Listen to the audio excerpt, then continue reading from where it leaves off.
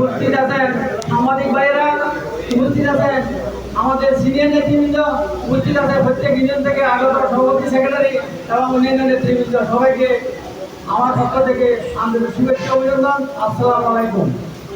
আমি শুধু বলতে চাই, বিগত রাতের পরে নির্বাচিত চেয়ারম্যানগণ ৩৬শে জুলাই যখন পদ পরিবর্তন হয়েছে তারা পালিয়ে গেছে। কেন পালিয়ে গেছে সেটা আপনারা জানেন, আমরা জানি। সুরন বলে পুলিশ তারা ভয়ে যে অকাম গুদাম করেছে, যে টাকা পয়সা আত্মসাৎ করেছে, মানুষকে জুলুম করেছে, মানুষের টাকা জমি কেটে নিয়েছে, মানুষের বাড়িঘর করেছে, মানুষকে অন্যায় নির্যাতন করে আছে, সেই জন্য ওনারা চলে গেছেন। যাই হোক, ওনারা চলে গেছেন, ঠিক আছে, ওনারা চলে গেছেন, কিন্তু কথা হচ্ছে যে ওনারা ফলে যাওয়ার পরে ওনাদেরকে এই যে এলাকার জনগণ যে সেবাগুলো পাইত, চেয়ারম্যান সার্টিফিকেট, ওয়ালিসি সার্টিফিকেট, এবং আজকে যে বৃষ্টি, সেই বৃষ্টি দিনে বিভিন্ন জায়গাতে খাওয়া ভাঙি গেছে, রাস্তা ভেঙে গেছে, এগুলা যে ইউনিয়ন চেয়ারম্যান হঠাৎ করে এগুলো ঠিক করার মতো একটা তহবিল থাকে, যেগুলো করতে পারতো, কিন্তু ওনারা চলে যাওয়াতে মাঠের দুর্ভোগ করে গেছে।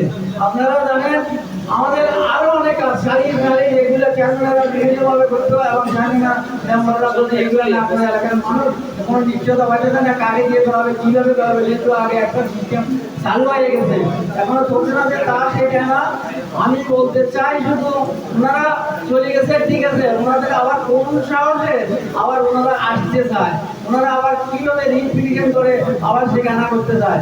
আমি মহামান্য আদালতকে জানাতে চাই, আপনি যে আপনারা যে রাইটে দিয়েছেন, কি রায় দিয়েছেন সেটা আমার বুঝার বিষয় না, যেটা আমি অতটুকু বুঝি, যারা চুরি করে চলে গেছে, চোরের বিচার না করে আপনারা ওনাদেরকে আবার পুনর্বহাল করতে চাইছেন।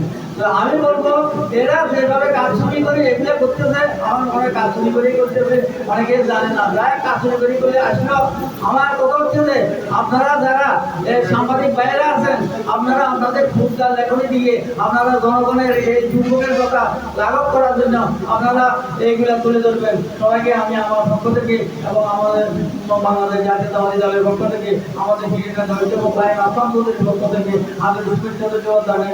আজকে সবাই আসসালামু আলাইকুম।